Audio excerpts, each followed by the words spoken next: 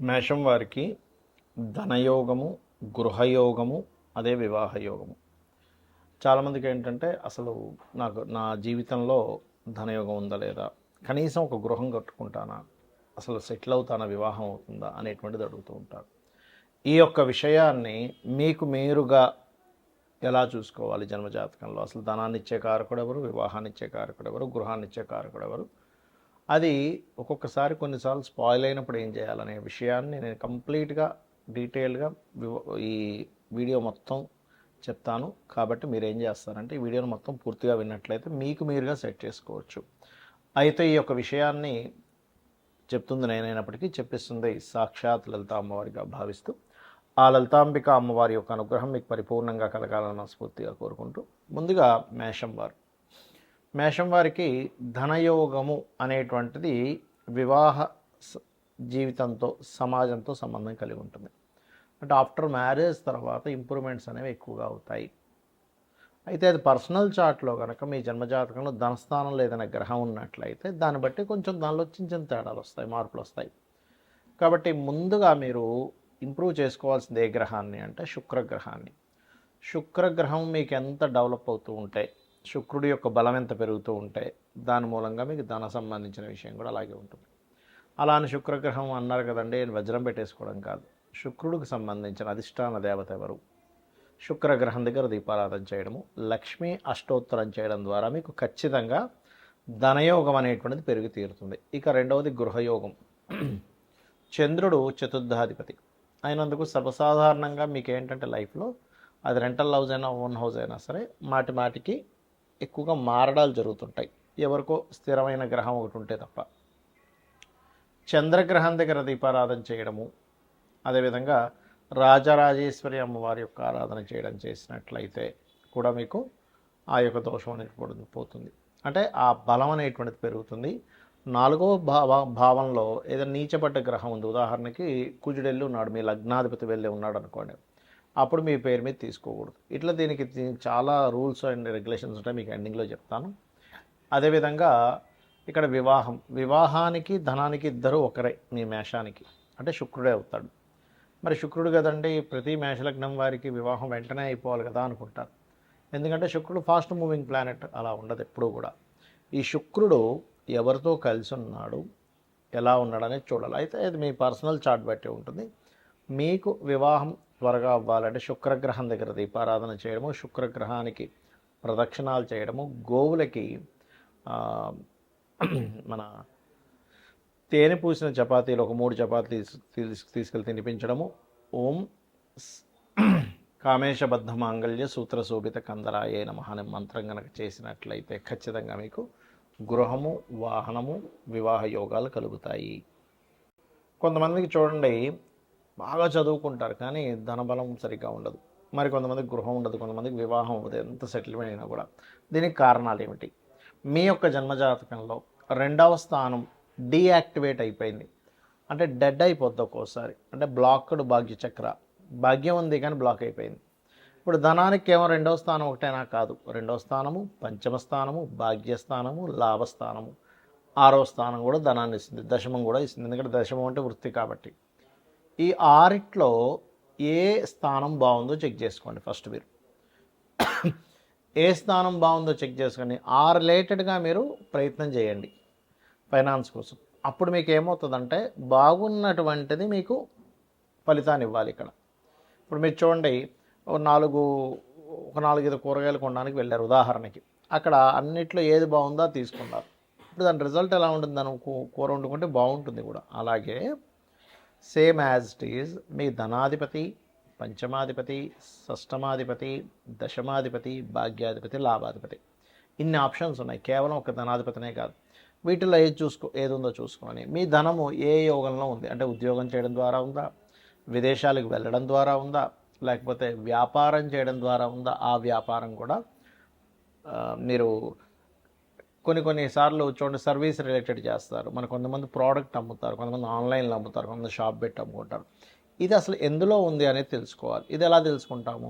మీ ధనాధిపతి దేంతో, 3వ అధిపతితో ఉన్నాడు మీడియేటింగ్ ద్వారా, 4వ అధిపతితో ఉన్నాడు రియల్ ఎస్టేట్, ఐదో అధిపతితో ఉన్నాడు. ఉదాహరణకు 5వ స్థానం, అది 5వ అధిపతి. మెడికల్ రిలేటెడ్ ఆరోగ్యానికి సంబంధించింది ఏదైనా అనుకోండి, అది ఎంతసేపు డాక్టరే అవ్వాలని రూల్ లేదు. 6వ అధిపతితో ఉన్నాడు.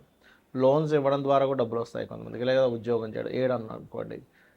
ఈవెంట్స్, లేకపోతే 11 ఈవెంట్స్, బిజినెస్లు కూడా అనుకోవచ్చు. ఏంటంటే రీసెర్చెస్ ద్వారా, లేకపోతే తాతగారి ప్రాపర్టీ ఏదైనా ఉంటే, లేకపోతే మనకి డయాగ్నోటిక్ సెంటర్స్. 9 అనుకోండి టీచింగ్, 10 అనుకోండి జాబ్, 11 అనుకోండి మళ్ళీ అగైన్ బిజినెస్, 12 అంటే సర్వీసెస్ మూలంగా విదేశాలకు వెళ్ళడం ద్వారా. ఎలా ఉందో చూసుకోవాలి. అలాగే గృహయోగం విషయంలో కూడా మీరు ఏంటంటే అసలు మీకు తాతగారిది కానీ తండ్రి గారిది అని అనుభవించే యోగం ఉందా లేదా. కొంతమంది చూడండి, తాతగారి ప్రాపర్టీ ఉందండి కానీ అది కోర్టు కేసులో ఉంది. తాతగారి ప్రాపర్టీ ఉంది కానీ మేము అనుభవించలేకపోతున్నాం, అది పంచడం లేదు, మాకేం లాభం, అది ఎప్పుడు పంచుతారో తెలియదు అంటూ ఉంటారు. అంటే మీ పర్సనల్ చార్ట్లో తాతగారి ప్రాపర్టీ అనుభవించే యోగం లేదనుకోండి, ఇలా జరుగుతూ ఉంటుంది. సేమ్ తండ్రి గారి ప్రాపర్టీ కూడా, సేమ్ మీ ప్రాపర్టీ విషయంలో కూడా. కొంతమంది చూడండి, 60 ఏళ్ళు వచ్చేసాయి, ఇప్పటిదాకా ఒక సెంట్ భూమి కూడా కొనుక్కోలేదు, ఏంటో నా జీవితం అనుకుంటూ ఉంటారు. కారణం ఏంటంటే మీ పర్సనల్ చార్ట్లో ప్రాపర్టీ కొనుక్కునే యోగం అనేటువంటిది సరిగ్గా లేదు. ఇది గుర్తుపెట్టుకోవాలి. కాబట్టి ఏమవుతుంటుంది, మీరు ఎప్పుడైతే ప్రాపర్టీ కొనుగోలు చేసేటువంటి యోగం సరిగ్గా లేదో దానివల్ల కూడా ఇబ్బంది పడుతుంటారు. అప్పుడు ఏంటి, మీ పేరు మీద కొనుక్కోవాలా, మీ జీవిత భాగస్వామి పేరు మీద కొనుక్కోవాలా, లేదా మీ పిల్లల పేరు మీద కొనాలో తెలుసుకోవాలి. అప్పుడు మీరు ఆ రకంగా సంకల్పం చేసుకుంటే మీరు కొనగలుగుతారు. మీ జాతకంలో లేనప్పుడు మీరు మీ పేరు మీద కొందామని అనుకుంటే అది కొనలేరు, గుర్తుపెట్టుకోండి. అలాగే మరొక విషయం ఏంటంటే, ఇక్కడ గమనించినట్లయితే ఈ ప్రాపర్టీ రిలేటెడ్ సంబంధించినటువంటి అంశాలలో పర్టికులర్గా మీరు అర్థం చేసుకోవాల్సిన విషయం ఏంటంటే, మీ పేరు మీద ఏ డైరెక్షన్ పనికొస్తుందో కూడా చూసుకోవాలి. ఇక ఇది మరి ప్రాపర్టీ యోగం రావాలంటే అంటే ఏం చేయాలి, మీరు వారాహి అష్టోత్తరం చేసుకుంటుంటే దాని చికాకుల్లో ఉన్న ప్రాపర్టీ కూడా మీకు రావడం జరుగుతుంది. ఇక వివాహం, ఇక్కడ చాలామంది ఏంటంటే చాలా భయపడుతూ ఉంటారు. ఏమండి నాకు 30 ఏళ్ళు వచ్చేసాయి, 35 ఏళ్ళు వచ్చేసాయి, ఇంకా వివాహం లేదు, మా పిల్లల తోటోళ్ళకి 25 ఏళ్ళకి అయిపోయిందని. ఇక్కడ జన్మజాతకంలో 7వ స్థానం ఎప్పుడు యాక్టివ్ అవుతుందో చూసుకోగలగాలి. ప్రతి జీవుడికి 3 నుంచి 5 సార్లు వివాహ యోగం అనేది వస్తుంది. ఆ 3 నుంచి 5 సార్లు ఎప్పుడు మీరు వివాహం చేసుకుంటే అది మంచిది. కొన్నిసార్లు 3 నుంచి 5 సార్లు చేసుకోకూడని సమయం కూడా నడుస్తుంది. అక్కడ ఏంటంటే ఆ చేసుకోకూడని సమయం నడిచినప్పుడు మీకేమవుతుంది, ఆ వివాహ సంబంధించినటువంటి విషయంలో రాంగ్ స్టెప్ పడుతూ ఉంటుంది. ఫస్ట్ ఆఫ్ ఆల్ మీ జన్మజాతకంలో 2 వివాహాల యోగం ఉందా లేదా ఫస్ట్ చెక్ చేసుకోండి. అది ఎలా చూడాలి, 7వ పాడవడం, 12వ అధిపతి పాడవడం, డ్యూయల్ సైన్ కనెక్టివిటీస్ వస్తే 2 వివాహాల యోగం ఉందని మీరు నిర్ధారించుకోవాలి. రెండవది ఏంటి, లేట్ మ్యారేజ్ యోగం ఉందా, సాటర్న్తో కనెక్ట్ అయితే లేట్ మ్యారేజ్ యోగం. అలా కాకుండా 7వ మంచి శుభగ్రహాలతోనే ఉన్నాడు, ఎర్లీ మ్యారేజ్ యోగం. అందులో లవ్ మ్యారేజా, ఇంటర్ క్యాస్టా, ఇలాంటివి కూడా ఉంటాయి. ఎప్పుడు వివాహం చేసుకుంటే మంచిది అనేటువంటిది ఉంటుంది. చాలామందికి ఏంటంటే మంచి ముహూర్తం పెట్టుకున్నామండి, కానీ ఎందుకో మాకు వివాహ సంబంధించిన విషయంలో ఇటువంటి అనుభవం చూసాము అంటూ ఉంటారు. ఇక్కడ ఏంటంటే 2 వివాహాల యోగం ఉండడం వల్ల మీరు ఎటువంటి ముహూర్తం పెట్టుకున్నా, ఎలా చేసుకున్నా ఇబ్బంది అనేది వస్తూ ఉంటుంది. అందుకని మీరు ఏం చేయాలి, స్త్రీ అయితేనేమో కుంభ వివాహము, పురుషుడైతే అర్క వివాహం చేసుకొని వివాహం చేసుకోవాలి, గుర్తుపెట్టుకోండి. ఇది ప్రధానంగా గుర్తుపెట్టుకోవాల్సినటువంటి అంశము. ఇక మరొక విషయం ఏంటంటే, ఇక్కడ ఈ 7వ స్థానం ఏదైతే ఉందో, ఈ 7వ ఎవరైతే ఉన్నారో, ఏ గ్రహాల చేత స్ట్రక్ అయి ఉన్నాడు, బ్లాక్ అయి ఉన్నాడు. మనం ఇక్కడ ఏంటంటే ధనాధిపతి బ్లాక్ అయితేనేమో ధనపరంగా ఎదుగుదల లేదు. 4th లార్డ్ అంటే చతుర్థాధిపతి బ్లాక్ అయితేనేమో మీరు ప్రాపర్టీ కొందామంటే కొనలేకపోతుంటారు. అలా కాకుండా మీకు అష్టమాధిపతి బ్లాక్ అయితే తాతగారు ప్రాపర్టీ తీసుకోకూడదు, ఒకవేళ తీసుకున్న అది అమ్మేసి ఇంకోటి కొనుక్కోవాలి. 12వ అధిపతి బ్లాక్ అయితే తండ్రి గారి ప్రాపర్టీ విషయంలో ఇబ్బందులు వస్తాయి. సో ఇక్కడ ఏది బ్లాకింగ్లో లేదో అది ఉంచుకోవచ్చు, మిగిలింది అమ్మేసి ఇంకోటి కొనుక్కోవాలి. ఇది చాలా చాలా ఇంపార్టెంట్, మన లైఫ్ని పూర్తిగా తిప్పుతుంది ఈ యొక్క అంశం అనేటువంటిది. అలాగే మరొక విషయం ఏంటంటే, ఈ వివాహ సంబంధించిన విషయంలో ఈ జాగ్రత్తలు తీసుకుంటూ, బంధువర్గంలో యోగం ఉందనుకోండి, బంధువర్గంలో చేసుకుంటేనే బాగుంటుంది. లవ్ మ్యారేజ్ యోగం ఉంటే లవ్ మ్యారేజ్ చేసుకుంటేనే బాగుంటుంది, గుర్తుపెట్టుకోవడం. ఒక్కొక్కసారి జీవిత భాగస్వామి ఇబ్బంది పెట్టే వాళ్ళు వస్తారు. అది మీ పూర్వజన్మల్లో కర్మలో ఉన్నటువంటి విషయం. ఆ కర్మని మీరు తగ్గించుకోవడానికి లలితాసహస్రనామాలు రెగ్యులర్గా చేసుకుంటూ, ఇప్పుడు ఆల్రెడీ వివాహం అయిపోయిందండి కానీ చాలా ఇబ్బంది పడుతున్నామని అనుకునేటువంటి వారు ఓం శివకామేశ్వరాంకస్త శివాస్వాధీన వల్లభాయై నమః అనే మంత్రం చేస్తూ ఉండండి. మీకు అన్ని విధాలా బాగుంటుంది.